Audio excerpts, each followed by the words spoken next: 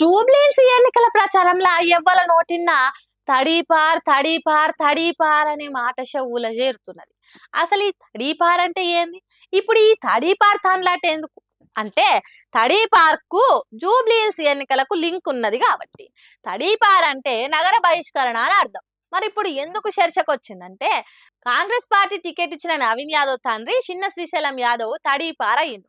అంటే అచ్చోసిన ఆంబోతీరుగా పట్నంలో ఇష్టారాజ్యం చేస్తే 1980లోనే చిన్న శ్రీశైలం యాదవ్ ను పోలీసులు నగరం నుంచి బహిష్కరణ చేసిండ్రు.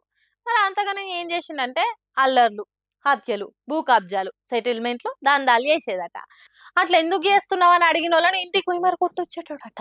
అట్లా ఓ కానిస్టేబుల్ ఇంటి మీదనే దాడి చేసిండంటే చిన్న శ్రీశైలం యాదవ్ ఎంత మంచోడో అర్థం చేసుకోండి. సినిమా పరిశ్రమలో ఉన్నోళ్ళను బ్లాక్ మెయిల్ చేసేదట. సొంత కోడలు ముఖం మీద ఇస్త్రీ పెట్టి కాల్చిందట.